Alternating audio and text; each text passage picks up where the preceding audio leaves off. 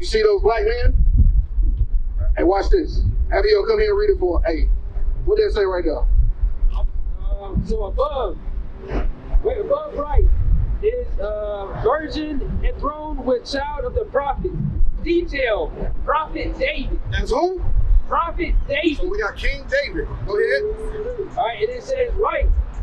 Christ, Hey, you took it off. apostles. Who it is? Detail, Apostle Andrew. So the Apostle Andrew, you up at the top. Detail. Detail, Prophet Moses. Who? Prophet Moses. Look how they look. King David, Andrew, and Moses. How they look? They white? All three of them black. That's what King David is holding. That's what Moses is holding. What is that? What y'all think that is? That's the Holy Bible. Right. Men of color all throughout the Bible. Give me that and then you come back up. You go. Read. This is the book of Exodus chapter 4, verse 6. And the Lord said furthermore unto him, put now thine hand into thy bosom. So Moses said, Lord, give me a sign to show your power. So I can go back and tell the children of Israel that you are who you said you are. Right. So he said, all right, I got you. He said, put your hand in your bosom. Just like you got right now. Right there, read. And he put his hand into his bosom. And when he took it out, behold, his hand was leprous as snow. So like you, Darius, what's your name? Centel, Darius, right? And Ryan. So he said, you got your hand in your bosom. He said, take your hand out your bosom. So take it out. We're going to do some demonstration. Ever had show and tell? We're about to do some show and tell right now. We're about to show. You about to tell us. So he said, pluck it out. And it was like what? Behold, his hand was leprous as snow. What does it mean when your hand is leprous? White. So Moses put his hand in his bosom. He took it out. It was leprous as snow. It was white. Read. And he said, put thy hand into thy bosom again. Go ahead and put it back in your bosom again, Moses. You went like this. Go ahead. And he put his hand into his bosom again. Come on. And plucked it out of his bosom. Put it right back out. Show it and tell it. Go ahead. And behold, it was turned again as his other flesh. As his what? As his other flesh. Wait a minute. His other flesh. So wait a minute. See Trail, right? What? Trail? Tail. That's how I tail. You know what I mean? So tail, you about to tell something. So listen. He said, put your hand in your bosom. Moses put it in there. He pulled it out. There's what color was it? It was leprous and snow. It was white. He said, put it back in your bosom. Now pull it back out. It went back to his other flesh. So if he pulled it out and it was white, put it back in and pulled it back out, it went back to his other flesh. What was his original flesh to begin with? It was what? So according to the Bible, Moses was what skin color? Ain't that what they just had in that book? Where do you think they got it from? They got it from the Bible. Our forefathers used to rule those places in the dark ages, and we used to paint on the wall the images of our forefathers and our forefathers. Right. That's what they used to do. So those images, the person that made that book didn't draw those images themselves. He went to the actual place of worship and took the pictures and put it in the book to show everybody, this is what I seen when I was over there. So much time to 1 and 5. I'm gonna give y'all one more. I know y'all gotta go. Give y'all one more. So much time to 1 and 5. Y'all good? Alright. Hey, you checking the baby? Good? Please. So Psalm 1 and verse 5. Y'all got any questions so far? So we've been going. Yeah, go ahead, sis. No, do you think? What do you got?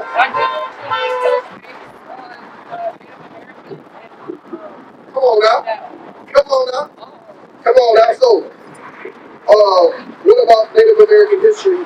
Are you native or you know somebody that is? I was just What information? I know they say that Christopher Columbus discovered America, which isn't true. Come on now. I just wanted to know more You know information. how should your father in there? What did she do? Yeah. Okay. So here we go. So whose land is this originally? Matter of fact, we'll get that in when you're thinking that too. There's Centel. I get it. I got it this time. Centel. I got it. There's Centel right. Okay, I'm good. I'm on money now, son. So now, whose land is this originally? So-called Native American Indians, right? It is ours, because we all the same people. But watch this. The so-called Native American Indians come from the tribe of Gad. How do they look today? Native American. Yeah, how they look? Not black, right? They look like Indians. They look like, what does Indians look like? Because this is a book, right, called 103 Facts About the Native American Indian. And what Esau did, well, Esau, so-called white men. I'm saying so-called because they're really red, they not white. In the South, we call them red what? Redheads. Yeah. So now, it's a book that was written. Well, in the book, this guy went and did interviews with white people that used to have slaves in their history. He said, we push a certain image of what we want the world to think the Native Americans look like, but from the original time, all of them were black, dark skinned, very black, just like everybody out there. But so as time went on, slavery happened, they began to mix with the other nations. Black people began to sleep with white folks. So what is that? You are what your father is, so the seed don't change, but the physical features over time, it ends up changing. So that's why you see a so-called Native American Indian, you was like, oh, they look like Indians. They got the dog string hair, they real light skin, and all of that. And if you ain't careful, they damn near look like pale people. But that's the image that the so-called white man pushed when they was moving the Native American Indians off this land into reservations. Y'all got that? So I said all that to say this. I would be a so-called Native American Indian. I'm from the tribe of Gad. Look how dark I am. Right. They don't push our image anymore. Right. Yes. Now, what you got for me? Deuteronomy 28, 49.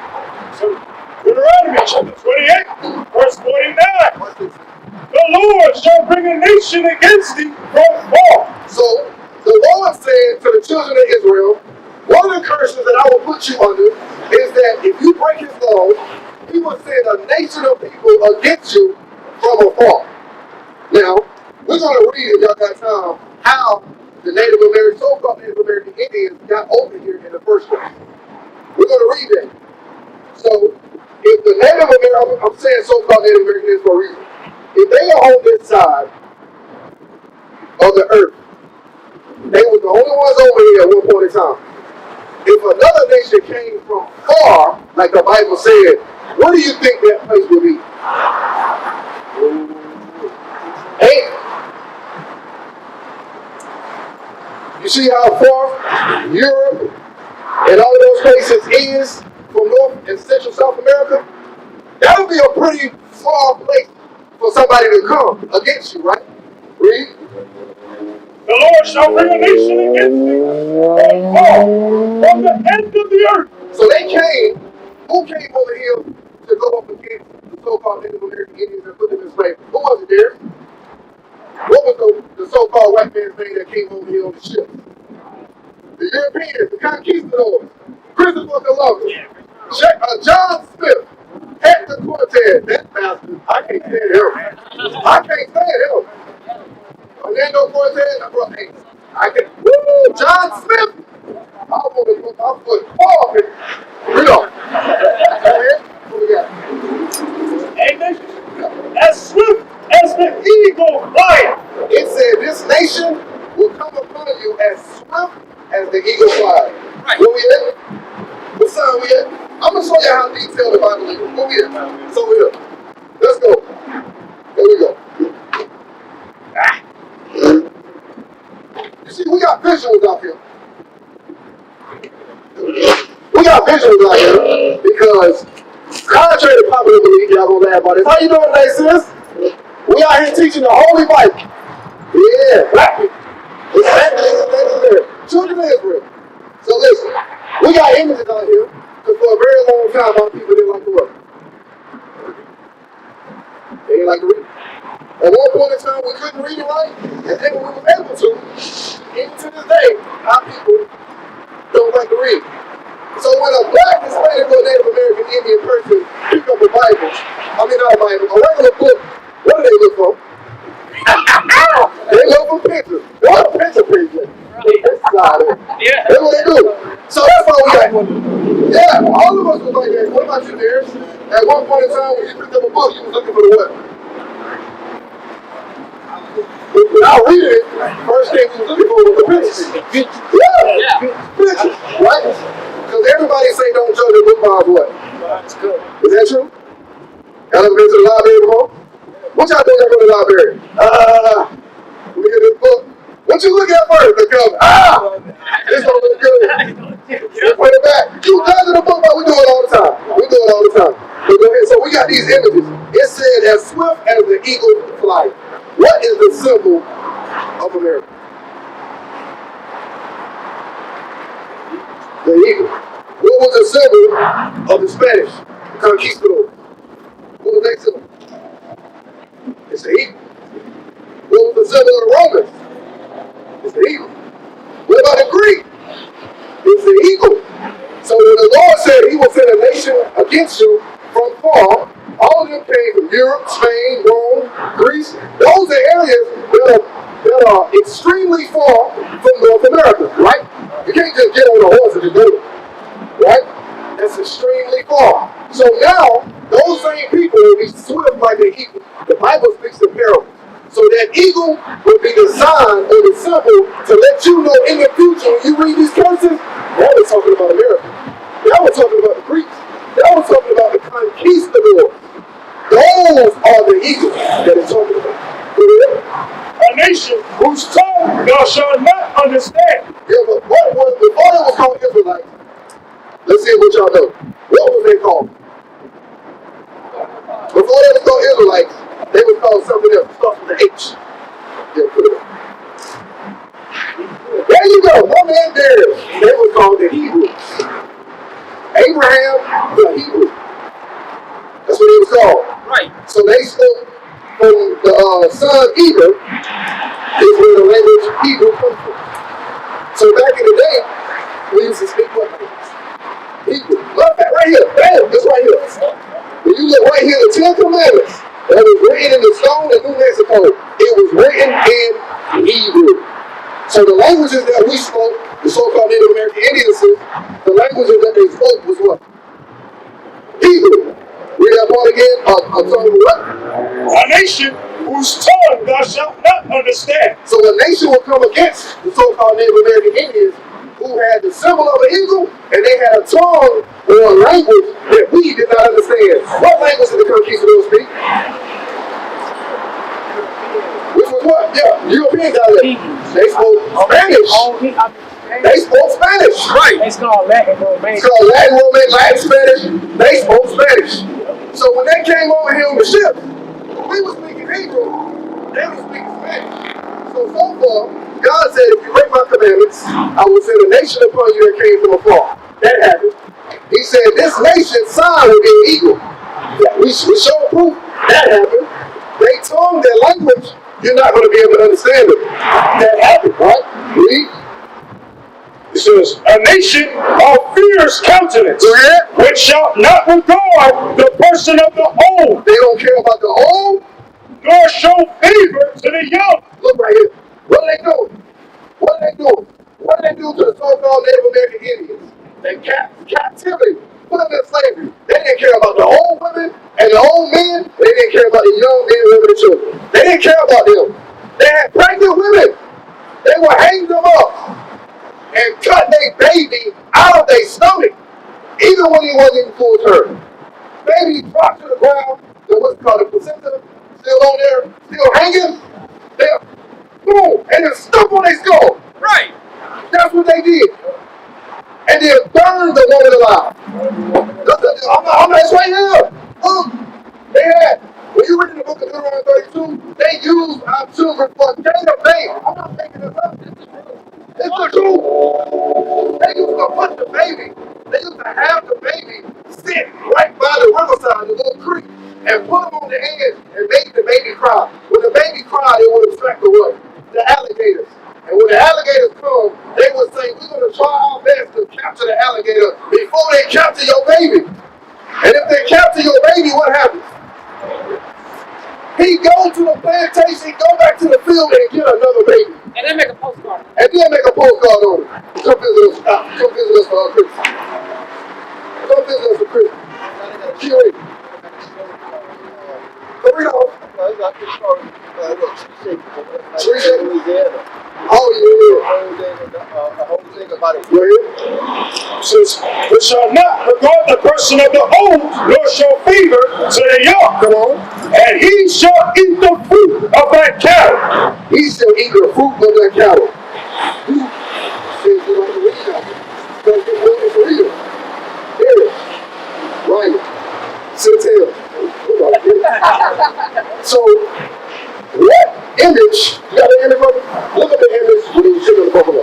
Get him out. Oh, that's not When it said, And he shall eat the fruit of thy cattle. how did the so-called white man take over the food source for the so-called Native American Indians? How did they stop it? Because in order to put somebody in captivity, you have to take their food, you have to take their water source, food and water supply. you have to take their food, you have to take their water supply. That's where the feed becomes. Yeah. Crops and stuff, you have to seed somebody and take things from them in order to put them in captivity. You got it for me? Here you go right here. When it said it's to take their cattle, Esau, the so-called white man, was so evil. Look at that picture. He was so evil, he didn't need all that water buffalo. He didn't need all of that. He killed them on purpose and sat on top of hundreds of them just to stop the so-called Native American Indian from eating and making a living for themselves. You can't even eat that much. But so you don't get it, I'm going to kill that last one off. Right. That's what happened, and that's in the Bible. Go ahead. And the fruit of thy land. Can you imagine you and your wife have a house? There's one thing, there's you got a house. You go out there, you till the ground. You got grapes, you got oranges, cucumbers, you got okra, you know, like okra. You know, like okra. You got corn, you got shaking up, you got your corn in the back, got your everything jumping off. You spend months and months waiting for the right season for the crops to come up so you can pick your potatoes and everything. And then the so-called white man comes and says, oh yeah, no, you can't eat that, look at that. You till the ground, but you can't enjoy none of the fruits of it. Is that a curse or a blessing? Okay, go ahead. And the fruit of thy land until thou be destroyed. And the fruit of your land. Since did they not take this land away from the so-called Native American Indians? Give a Lamentation 5:1. Lamentation 5:1. If Sintel owns this land, you own that land over there. We got the land. If they take it from you, what are they called? They're thieves. So what are you? They took it from the victim, right? Now watch this. Let's say it's the land of Sintel and the land of Darius. They come to the land, they take the land from Darius and kick Darius out. Darius try to come back into his land. Sintel try to come back into his land. They say, what you doing here? Okay. They say, what you doing here? You get paid over here. You supposed to be in his land? Huh? How that sound, Sintel? Darius, how that sound? You get kicked out of your land, you try to come back in your land, they tell you you can't be here unless you got paperwork. They're calling you a what? They're calling you a lie. What else they calling you? You got it? That's the one? Read that book. I'm going to show you what they call it. Tell me what it sounds like. Read it. This is the book of Lamentations, chapter 5, verse 1. Remember, O Lord, what is come upon us. Consider and behold our reproach. Go ahead. Our inheritance. Your land is your inheritance. How you eat, how you walk, how you talk, the clothes you wear, what your children learn, what you push out into the world. Your inheritance is what? Is turned to strangers. If your inheritance is turned to a stranger, what's another word for a stranger? Watch it. Our houses to aliens. To who? Aliens. What do they call the so-called Mexican people here? What do they call everybody else that was originally here? They call them what? They call them illegal aliens. But they was here before you. So how are they the illegal immigrants? Right. How am I an alien and this was my land before you got here? So God is saying, how did our land turn to aliens? Because we broke God's law, statutes, and commandments. Across the earth, the prophets move. From city streets to distant lands, the message is the same. Israel must rise. Through every quest, every journey, the truth spreads. No border can contain it. No distance can silence it. Our nation lives in every moment. In joy, we celebrate marriages. In sorrow, we honor our dead. On the Sabbath, we gather as one. Families rejoicing together, bound by the commandments of God. Yet are we tried. From the stones in Kenya to the hatred in Montana, we endure as a soldier of the Lord. And still, the mission expands. On the airwaves, on the screens, in every nation under heaven, Israel's voice is heard. We build our communities. We raise our children in royalty. We restore what was broken. We clean what was defiled. We show the world who we are.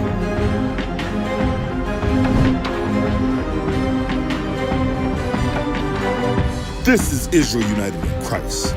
Nation in motion. Nation endures.